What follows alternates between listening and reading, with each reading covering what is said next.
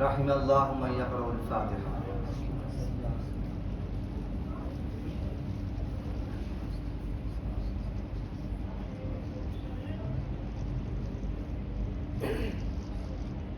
بچوں آ جاؤ، ادھر آ جاؤ بچوں، ادھر آ کے حیدر آئیے. لا حول ولا قوة إلا بالله العلي العظيم. حسبنا الله ونعم الوكيل، نعم المولى ونعم النصير. أعوذ بالله السميع العليم من الشيطان اللعين الرجيم. بسم الله الرحمن الرحيم. الحمد لله رب العالمين، الصلاة والسلام والتحية والإكرام على البشير النذير السراج المنير، سيدنا ونبينا وشفيع المذنبين، الذي سمي في السماء بأحمد وفي الأرضين بأبي القاسم المصطفى محمد. اللهم صل على محمد وعلى أهل بيته الطيبين الطاهرين المعصومين المظلومين، ولا سيما بقية الله في الأرضين، واللعنة الدائمة على أعدائهم أجمعين من الآن إلى قيام يوم الدين. أما بعد، فقد قال الله تبارك وتعالى: بسم الله الرحمن الرحيم. إنما المؤمنون الذين إذا ذكر الله وجلت قلوبهم وإذا تليت عليهم آياته زادتهم إيمانا وعلى ربهم يتوكلون. الذين يقيمون الصلاة ومما رزقناهم ينفقون. صلوات محمد.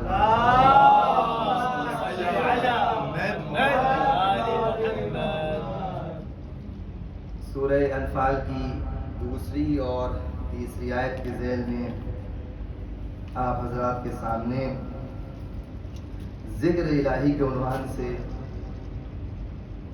عرائض پیش کر رہا ہوں، اور اس بات کو میں نے بیان کیا کہ ذکر الہی ہر وہ بات جو آپ کو اللہ تک پہنچا دے اور آپ کے دل میں اللہ کی یاد کو پیدا کر دے، وہ ذکر الہی ہے. چنانچہ یہ ذکر الہی کے مفہوم میں جب اتنی وسعت ہے اور اس کا دامن کافی وسیع ہے، تو یہ وسعت وسیلے، ذریعے، آیت، نشانی، عشیرہ، عشائر، ان سب کے اندر پائی جاتی ہے. اور عقائد کے باب میں یہ سب کے سب ایک دوسرے کے مترادف ہیں. لیکن یہ بات غور کرنے کی ہے کہ یہاں پر آیت میں وجل کی لفظ استعمال ہوئی ہے، وجلت. عربی زبان سے آشنا حضرات اس بات کو جانتے ہیں کہ اگر آپ لغت میں جا کے دیکھیے، ڈکشنری میں دیکھیے، تو وجلت اور وجل کے معنی خوف کے بیان کیے گئے ہیں. یعنی یہ ذکر الہی کی صفت یہ ہے کہ جب انسان اللہ کی یاد اپنے دل میں لاتا ہے تو اس کا دل یاد خدا سے وجلت، خوفزدہ ہو جاتا ہے. ٹھیک ہے، تو یہ ایک لفظ ہوئی وجل کی، جس کا معنی خوف. بعض آیات اگر آپ اٹھا کے دیکھیے تو اس میں ملتا ہے خشیت. انما یخشی اللہ من عبادہ العلماء. وہی لفظ انما آگے. صرف اللہ کے بندوں میں سے صرف جو علماء ہیں وہ اللہ سے خشیت رکھتے ہیں. تو یہاں پہ خشیت کی لفظ ہے جس کا ترجمہ خوف کیا گیا ہے. دوسری جگہ جو میں نے ابھی سورہ انفال کی آیت تلاوت کی اس میں وجل کی لفظ ہے. کہیں ارشاد ہو رہا ہے کہ لا خوف علیہم ولا هم یحزنون. وہ جنتی، وہ مومنین وہ ہیں کہ جن میں نہ کوئی خوف ہے دل میں اور نہ کوئی حزن ہے، گھبراہٹ نہیں ہے، غمگین نہیں ہے وہ لوگ. تو خوف کی لفظ، وجل کی لفظ اور خشیت کی لفظ. پھر وہی قاعدہ یہاں پہ جاری کیجیے کہ باب معارف میں الگ الگ الفاظ ہیں لیکن ایک ہی تقریباً معنی نظر آتے ہیں. لیکن ایک فرق علماء نے بیان کیا، یہ فرق سمجھیے گا، اس کے بعد آگے کی منزل. انشاءاللہ جب بھی آیت پڑھیے گا تو یہ بات اگر ذہن نشین رہی تو آپ کو ان مطالب کا جو بیان ہو رہا ہے وہ، اور اس وقت جو آیت آپ کو پیغام دے رہی ہے وہ بہتر سمجھ آئے گا. خشیت اور خوف میں فرق کیا ہے؟ خشیت الہی، خوف الہی. خوف اس وقت ہوتا ہے جہاں پر انسان اللہ کی مخالفت کرنے پر جو اس کو عقاب ہوگا، جو سزا ہوگی، اس کے مقابلے میں انسان خوف ایجاد کرتا ہے، اس کے مقابلے میں خوف آتا ہے دل میں. یعنی تکلیف کو بجا نہ لانے کی بنا پر جو انسان مستحق سزا ہوگا وہاں پر خوف ہوگا، انسان خوف زدہ ہوگا. تو خوف کا اصل منشا کیا ہوا؟ خوف کا منشا یہ ہے کہ جہاں پر انسان سزا کے بارے میں علم رکھتا ہو کہ اگر یہ ہم نے کیا تو ہمیں سزا ہوگی، کیونکہ سزا ہوگی لہذا ڈر رہا ہے، یہ خوف ہے. خشیت کیا ہے؟ خشیت سزا کے مقابلے میں نہیں آتی ہے. آپ اپنے ماں باپ سے ڈرتے ہیں، لفظ صحیح استعمال کرو. آپ کو اپنے والدین سے خوف ہے، ظالم سے خوف ہوتا ہے، والدین سے خوف نہیں ہوتا ہے. ظالم اور جابر بادشاہ کے سامنے جائیے تو آپ خوف زدہ ہوں گے، لیکن وہ خوف جو اس وقت ظالم بادشاہ کے سامنے جانے سے آپ کے دل میں آ رہا ہے اس کیفیت کو خوف کہتے ہیں. اور جو والدین کے احترام میں، ان کے اکرام میں، ان کی عزت میں، ان کے آپ لحاظ میں جو ان کے سامنے ادب سے، تمیز سے، تہذیب سے کھڑے ہوتے ہیں وہ خوف نہیں ہے، اسے خضوع و خشوع کہتے ہیں، اسے خشیت کہتے ہیں. بس یہی فرق ہے کہ جب انسان کے سامنے سزا ہوتی ہے، عذاب ہوتا ہے، جیسے جابر سلطان کے سامنے اگر آپ چلے جائیے، ظالم کے سامنے چلے جائیے تو اس کو، اس انسان کو اس ظالم کی نسبت اس بات کا خوف ہوگا کہ وہ ہم کو سزا دے گا، ڈر لگے گا. لیکن والدین کے سامنے آپ خوفزدہ نہیں ہوتے، وہ جو دل میں کیفیت آتی ہے وہ خشیت ہوتی ہے. تو ذکر الہی اذا تلیت اذا ذکر اللہ وجلت قلوبہم، جب ان مومنین کے سامنے ذکر الہی ہوتا ہے تو ان کے دل خوف زدہ ہوتے ہیں. یعنی نگاہوں کے سامنے اللہ کا عذاب اور اپنے آپ کو اللہ کی تکلیف شرعی کے سامنے پاتے ہیں، اس بات کو محسوس کرتے ہیں کہ اگر ہم نے کوتاہی کی، جہاں پہ ہمیں اللہ نے حکم دیا ہے کہ ہو وہاں ہمیں ہونا چاہیے، جہاں منع کر دیا ہے کہ تم نظر نہ آؤ تو وہاں ہم نہ آئیں. اس میں اگر کوتاہی ہو گئی تو اس بات کو مد نظر رکھتے ہوئے جب اللہ یاد آئے گا تو مومنین اپنے آپ کو اللہ کے سامنے اس بات کو محسوس کریں گے کہ کہیں ایسا نہ ہو کہ ہمارے یہ اعمال قبول نہ ہو، ہم سے گناہ سرزد ہو جائے، اس بات کے تصور سے جو اللہ یاد آتا ہے، لہذا دل خوف زدہ ہو جاتے ہیں۔ اب اگر ذکر اہل بیت جو میں نے کل عرض کیا کہ ذکر اہل بیت بھی ایک اللہ کا ذکر ہے، ذکر اللہ ہے، تو یہاں پر خوف کی کیا منزل؟ یہاں بھی کس بات کا خوف ہے؟ اہل بیت تو بڑے کریم ہیں، امام حسن کو کریم اہل بیت کہا گیا ہے، امام علی تو مشکل کشا ہے، جناب عباس کا بھی ذکر ہو رہا تھا، یہ تو باب الحوائج ہے، حوائج پوری کرنے کے دروازہ ہے، باب ہے، ان کے مقابل میں ان کے ذکر میں کیا خوف آ گیا؟ کیونکہ آیت نے کیا کہا کہ مومنین بس وہی ہیں جب اللہ یاد آتا ہے تو دل خوف خدا سے تھرا جاتے ہیں، دل میں خوف آتا ہے۔ ذکر اہل بیت اللہ کی یاد ہے تو کیسے خوف آئے گا؟ خوف اس طرح آئے گا کہ آیت نے کہا وَمَنْ أَعْرَضَ عَنْ ذِكْرِي، توجہ، وَمَنْ أَعْرَضَ عَنْ ذِكْرِي فَإِنَّ لَهُ مَعِيشَةً ضَنْكًا، جو بھی ہمارے ذکر سے روگردانی کرے گا، منہ موڑے گا، اس کی زندگی بہت سخت ہو جائے گی۔ وَمَنْ أَعْرَضَ عَنْ ذِكْرِي فَإِنَّ لَهُ مَعِيشَةً ضَنْكًا، اور کیا ہوگا؟ وَنَحْشُرُ، خدا کہہ رہا ہے وَنَحْشُرُهُ يَوْمَ الْقِيَامَةِ أَعْمَى، ہم اس کو روز قیامت اندھا اٹھائیں گے۔ یہ ذکر ہے کیا؟ ابھی عرض کیا، ہر وہ بات جس میں آپ اللہ کو یاد کیجئے وہ ذکر خدا ہے۔ جو ایک آیت میں نے کل پڑھی جس کا ترجمات بیان کر دوں، اقم الصلاۃ، نماز برپا کرو، کیوں؟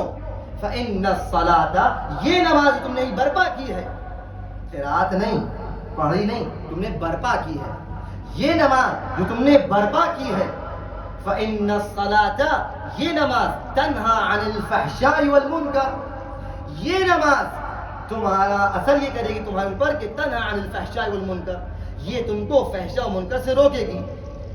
آگے کا اور آخری حصہ، وَتَنْهَا عَنِ الْفَحْشَاءِ وَالْمُنكَرِ وَلَذِكْرُ اللَّهِ أَكْبَرُ، یہ نماز تم کو فحشاء و منکر سے روکے گی، لیکن جو ذکر خدا ہے وہ اس نماز سے زیادہ بڑا ہے۔ اس کا مطلب یہ ہوا کہ نماز جو میں نے عرض کیا تھا ذکر الہی ہے، لیکن وسیلہ ذکر الہی ہے، خود ذکر الہی نہیں ہے۔ یہ نماز الگ ہے، ذکر اللہ جو اس نماز سے بڑی وہ الگ ہے۔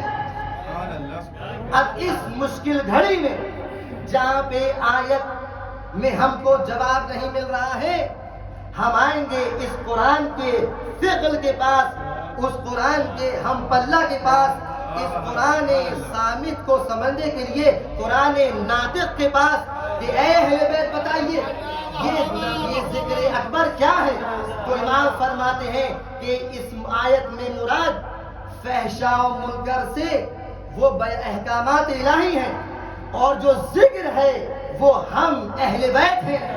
تو معلوم ہو گیا کہ ذکر الہی اہل بیت کا ذکر ہے، بلکہ خود اہل بیت ہے جو اس نماز سے افضل ہے۔ تو معلوم یہ ہوا کہ وَمَنْ أَعْرَضَ عَنْ ذِكْرِي، جو میرے ذکر سے روگردانی کرے، یعنی اہل بیت سے روگردانی کرے، اس کی معیشت دنیا میں سخت ہے، اور جو سختی میں گزارے گا وہ روز قیامت اندھا مشہور ہوگا۔ ایک صلوات پڑھیں محمد وآل محمد۔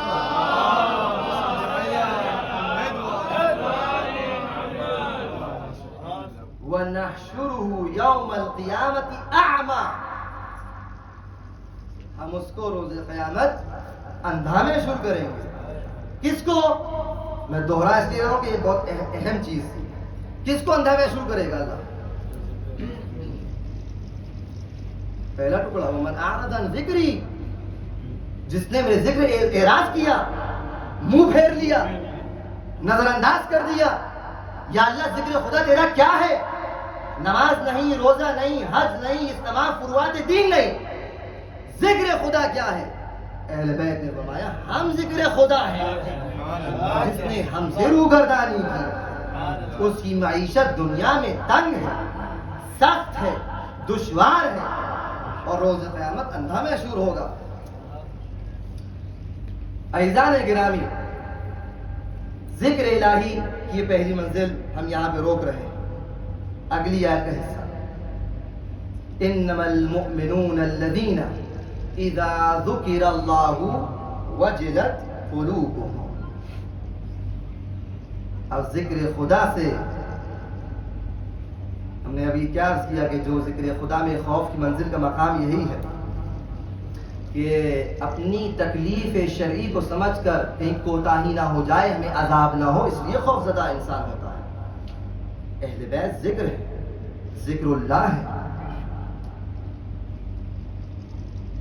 وَلَتُسْأَلُنَّ يَوْمَئِذٍ عَنِ النَّعِيمِ، اور اس دن نعیم اور نعمت کے بارے میں تم سب سے سوال کیا جائے گا۔ پانچویں امام فرما رہے ہیں اس سے مراد ولایت علی ابن ابی طالب علیہ السلام ہے۔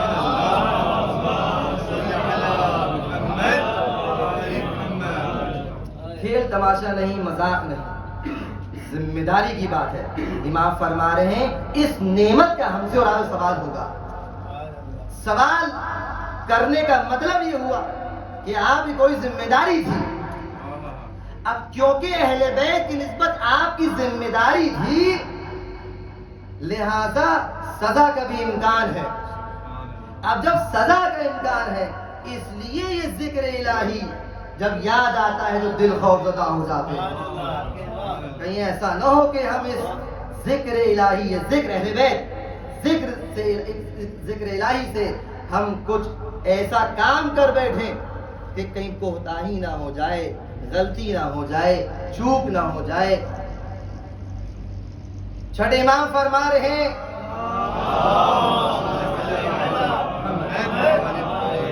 کونوا لنا زینا ولا تکونوا علینا شینا۔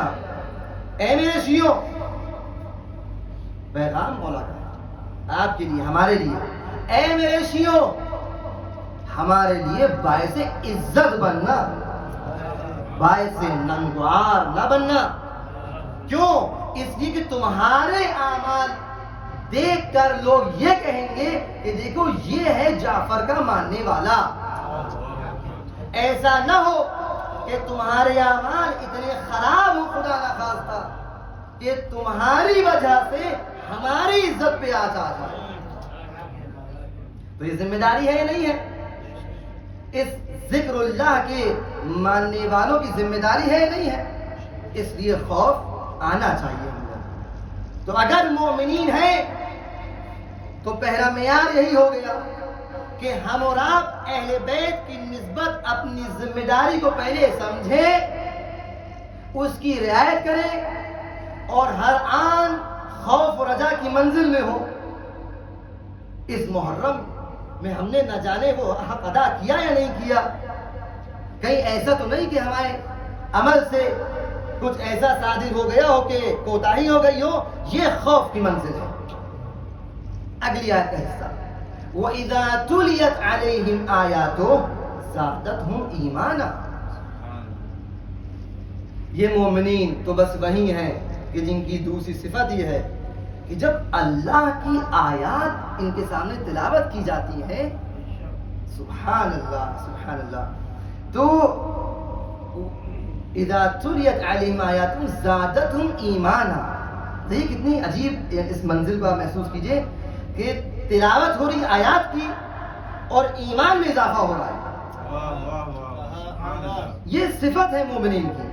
ہم اور آپ نے وہ چیک کریں، آیت جب پڑھی جائے، کون سی آیت؟ اذا تلیت علیہم آیاتہ، اللہ کی نشانیاں جب تلاوت کی جاتی ہیں، اللہ کی آیات جب پڑھی جاتی ہیں، اللہ کی علامتوں کو بیان کیا جاتا ہے، یعنی وہ چیز جو اللہ سے آپ کو کنیکٹ کر دے، جب وہ پڑھی جاتی ہے تو آپ کے ایمان میں تازگی آتی ہے۔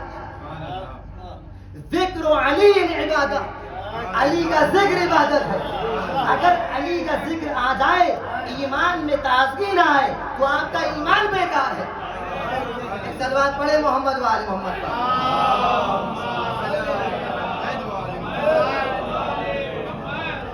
آیات، نشانیاں، وسیلہ، ذریعہ،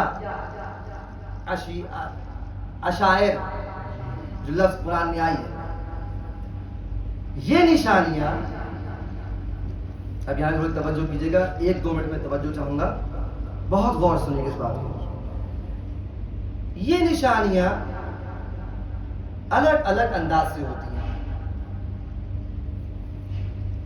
ظاہری ہوں گی، باطنی ہوں گی، مادی ہوں گی، معنوی ہوں گی، مخفی ہوں گی، بارز ہوں گی، قریب ہوں گی، ذہنوں سے بعید ہوں گی، مزاج کے مطابق ہوں گی، مزاج کے مطابق نہیں ہوں گی. الگ الگ اس کے انداز ہیں. اور کثرت اسی لیے ہے کہ مزاج انسانی الگ الگ ہے. جو جس مزاج کا ہوگا اس کے حساب سے وہ آیت اس کے لیے مفید ہوگی. آیت کا ایک اور میں لفظ آپ کے سامنے پیش کر دوں. ہم نے کیا کیا بیان کیا؟ آیت، نشانی، اشائر پلورل فارم ہے یعنی وہی نشانیاں، ذکر، وسیلہ، ایک لفظ آئینہ، مرآت. یہ مرآت کا کام کیا ہوتا ہے؟ آئینے کا کام کیا ہوتا ہے؟ آئینہ اپنے اندر ایک تصویر دکھاتا ہے. جتنا صاف و شفاف آئینہ ہوگا وہ تصویر اتنا ہی شفافیت کے ساتھ اس میں منعکس ہوگی. یہ پہلی بات. بہت ساری باتیں آپ لوگ خود غور کیجیے گا، آپ کو بہت اچھے مطالب اس میں نظر آئیں گے. سامنے کی بات ہے یہ آئینہ آپ کو جو دکھا رہا ہے وہ تصویر الگ شے ہے اور جس کی تصویر دکھا رہا ہے وہ الگ حقیقت ہے. قرآن میں ارشاد ہوا سنریہم آیاتنا فی الآفاق وفی انفسہم. ہم ان کو اپنی نشانیاں اللہ کے راہ دکھائیں گے آفاق میں اور انفس میں. کیوں دکھائیں گے؟ یہاں تک کہ واضح ہو جائے، ایک دم کلیئر ہو جائے کہ انہ الحق، وہ حق ہے. یہ نشانیاں، یہ آئینے جو آپ کو تصویر دکھا رہے ہیں، کسی کی طرف لے جانا چاہتے ہیں، کسی بات طرف ہدایت کرنا چاہتے ہیں. یہ آئینہ انسان کی عقل و شعور اور ایمان و عقیدے کے حساب سے ہوگا. جتنا زیادہ آپ اپنے علم کے ذریعے،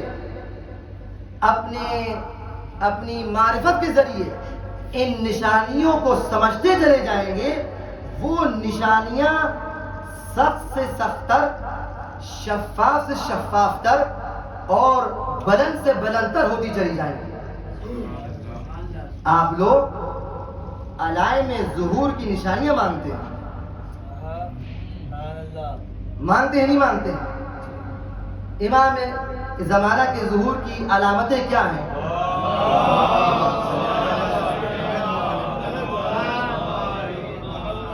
جو نشانیاں بیان کی جاتی ہیں وہ نشانیاں ہیں جس میں کوئی حتمی ہے، جو کچھ غیر حتمی ہے. حتمی نشانیوں میں جتنی بھی نشانیاں ہیں وہ محسوس نشانیاں ہیں، آنکھ سے دیکھنے کے لائق، کان سے سننے کے قابل، محسوس کرنے کے قابل.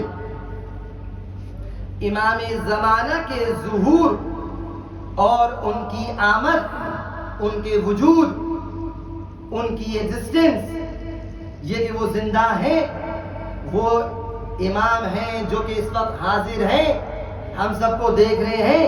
ان ساری باتوں کی نشانیاں سب سے عظیم نشانی وہ عقلی نشانی ہے کہ جو اتنی مضبوط و مستحکم ہے اور اس کا دامن اتنا وسیع ہے کہ ہر وہ انسان جو صاحب عقل ہے وہ اس کو قبول کر لے گا،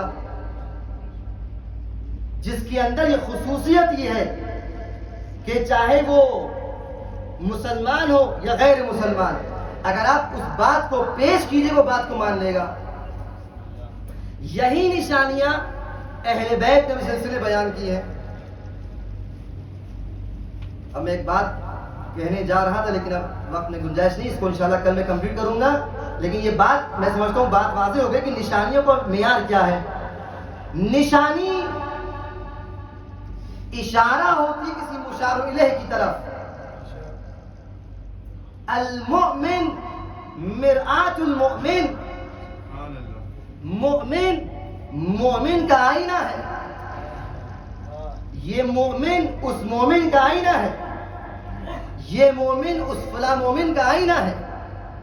کس معنی میں آئینہ ہے؟ اس معنی میں آئینہ ہے کہ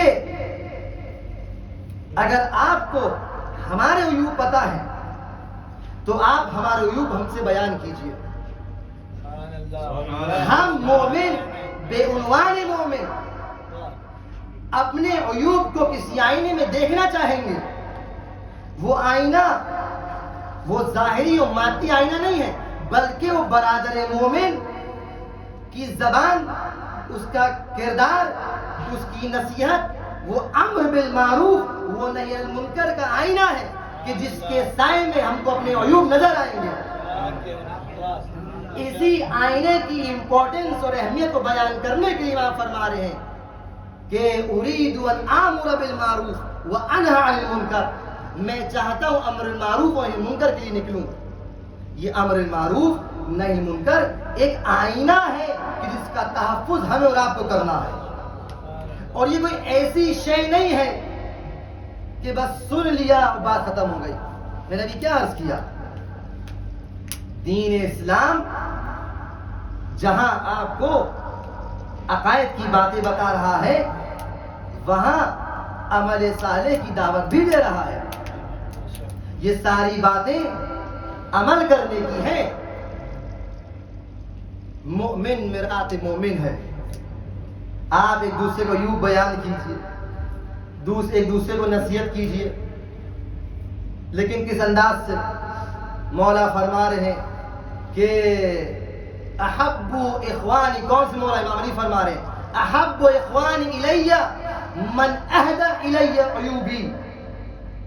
اگر آپ کسی کو کوئی ہدیہ کرنا چاہیں، یہ رومال اگر مجھے ہدیہ کرنا ہے تو میں اس معمولی سی چیز کو جب ہدیہ کروں گا تو ایک طریقہ اور انداز ہوگا، اس کو کسی میں باکس میں رکھوں گا، اس پہ اس کو ریپ کروں گا، ایک ہلکا سا نوٹ لکھ دوں گا اور آپ کو دے دوں گا۔ آپ کھولیں گے، دیکھیں گے، معمولی سے ہے لیکن آپ کو برا نہیں لگے گا۔ کیوں؟ کیونکہ ایک طریقہ تھا، ایک پروٹوکول تھی، طریقہ انداز تھا، آپ کو پسند آئے گا۔ آئے گا نہیں آئے گا؟ کیوں پسند آ گیا آپ کو؟ یہ تو میں نے معمولی رومال دیا تھا آپ کو۔ وہ اس لیے پسند آئے گا کیونکہ میں نے ایک معمولی شے دی لیکن بے عنوان تحفہ اور ہدیہ دی ہے آپ کو۔ مومن کا آئینہ ہے۔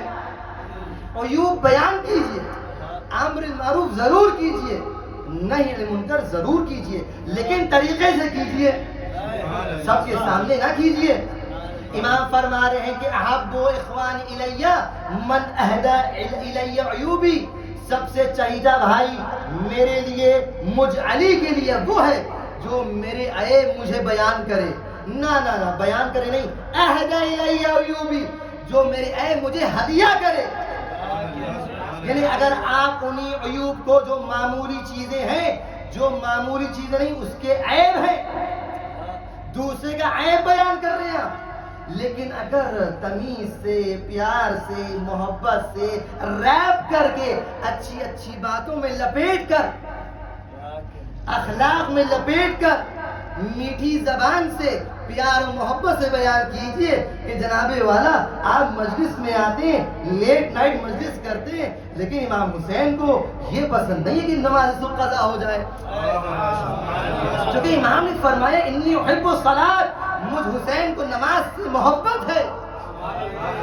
آپ امام حسین نے فرمایا نکلتے وقت کہ خدا تو گواہ ہے نا، حسین ابن علی کو ہر برائی سے نفرت ہے. حسین کا حب اور حسین کا بغض معلوم ہو گیا. بس قیامت تک کے لیے پیغام جاری رہے گا کہ حسینی انسان جو حسینی ہوگا وہ ہر وہ کام کرے گا جو امام حسین کو پسند ہوگا، اور ہر وہ کام کرے گا جو امام حسین کا مقصود ہوگا. صلوات پڑھے محمد و آل محمد پر.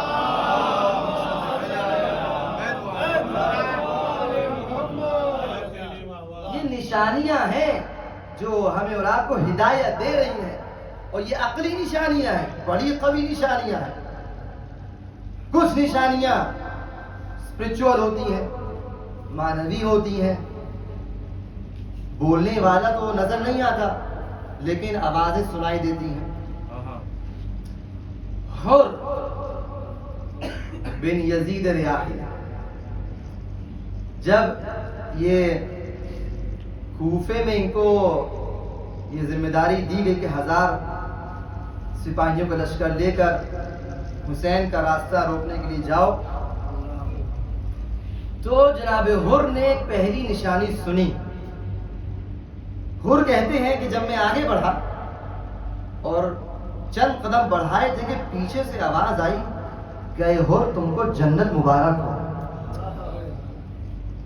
جناب حر نے سوچا کہ جنت مجھے مبارک ہو، میں تو حسین ابن علی کا راستہ روکنے جا رہا ہوں، فرزند رسول کا راستہ روکنے جا رہا ہوں، زہرا کے لال کو روکنے جا رہا ہوں، جنت مجھے کیسے مبارک ہو سکتی ہے. یہ پہلی نشانی سنی، یہ آیت سنی، یہ ذکر اللہ سنا اور کچھ توجہ ہوئی. ساتھ ہی ساتھ جناب حر کے دل میں اہل بیت کی محبت بھی تھی. یہ محبت اور یہ نشانی آگے بڑھے. امام حسین کے کاروان سے ملاقات ہوئی اور وہ ساری باتیں آپ کے پیش نظر ہیں. لجام فرس پہ ہاتھ ڈالا، مولا نے جملہ فرمایا کہ تیری ماں تیرے غم میں بیٹھے. برا لگا، حر کو برا لگا، کیونکہ دلیل اس کی یہ ہے کہ آپ نے جواب یہ دیا امام حسین کو کہ آقا اگر آپ کی مادر گرامی جناب سیدہ نہ ہوتی تو میں بھی آپ کو جواب دے دیتا. یہ وہ دوسری نشانی تھی جو حسین ابن علی نے حر کو دی. علم امام اصلاح کے لیے نکل رہے ہیں، جان بوجھ کے جملہ کہا کہ حر کے اندر وہ چیز آ جائے جو ہم چاہتے ہیں. حر سمجھ گئے اور انہیں اپنی دوسری علامت کا اظہار کیا کہ ہم آپ کو کچھ کہیں گے نہیں، آپ کی مادر گرامی جناب سیدہ ہیں. نماز کا وقت آیا. علماء رجال نے جناب حجاج بن مسروق جعفی جن کا ذکر میں نے اس سے پہلی والی مجلس میں کیا تھا، ان کو مؤذن امام حسین کہا گیا. جب اذان دی ہی نے جناب حجاج بن مسروق جعفی نے، تو امام نے حر سے پوچھا کہ حر تم ہمارے ساتھ نماز پڑھو گے یا اپنی نماز الگ برپا کرو گے؟ کہا نہیں آقا، آپ فرزند رسول ہیں، میں آپ کے پیچھے نماز پڑھوں گا. یہ تیسری نشانی تھی، ہدایت کی تیسری نشانی ہے. لیکن جیسے میں نے ابھی عرض کیا تھا پہلی والی مجلس میں کہ میرا اعتقاد یہ ہے کہ یہ نشانیاں ناتمام رہ جاتی، نامکمل رہ جاتی اگر وہ آخری نشانی نہ ہوتی جو حر کو حر بنا رہی تھی. وہ کیا تھی معلوم ہے آپ کو؟ وہ پیاسے بچوں کی التش کی آواز اجلکم علی اللہ. یہ پیاسے ننھے بچوں کی آواز نے حر کو حر بنا دیا. ایسی آواز جو خیام حسینی سے بلند ہو رہی تھی اور اس طرح بلند ہو رہی تھی کہ پورے صحرا میں آواز گونج رہی تھی، اور حر کا رویا رویا کانپ رہا تھا کہ میں روز محشر رسول اللہ کو کیا منہ دکھاؤں گا.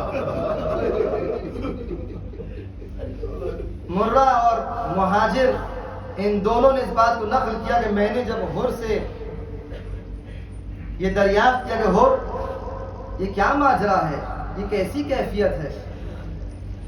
جناب حر کہتے ہیں کہ اے میرے دوست یہ بتاؤ کیا تم نے اپنے گھوڑوں کو پانی پلا دیا ہے؟ کہتے ہیں ہاں ہمارے گھوڑے تو سیراب ہے. جناب حر کا دل تڑپ گیا, دل میں سوچا کہ ہمارے ساتھ کی فوج کے جانور سیراب ہیں اور خیال حسینی میں اللہ کی آواز ہے. بعض مقاتل میں لکھا ہے کہ اس فرات سے جہاں نجس العین جانور پانی پی رہے تھے اسی فرات کا پانی ایک قطرے آب خیال حسین تک پہنچنے کے لیے سخت پابندی تھی. یہ بات حر اچھی طرح جان رہا تھا, محسوس کر رہا تھا. اب دل میں یہ خلش تھی کہ ان سب کا قصوروار میں ہوں. میں نے راستہ روکا تھا نا, میں روک کے لے کے آیا تھا, میں نہ آتا. لیکن جب دوست نے پوچھا کہ ہم نے جانوروں کو پانی پلا دیا, اے حر کیا تم نے اپنے جانوروں کو پانی پلایا, اپنے گھوڑے کو پانی پلایا؟ کہ نہیں ابھی پانی تو نہیں پلایا ہے. یہ کہہ کر خاموشی سے حر آگے چلے گئے. مہاجر کہتا ہے کہ میں سمجھا کہ حر چاہتے ہیں کہ خاموشی سے ان دونوں لشکر سے تھوڑا دور ہو جائیں.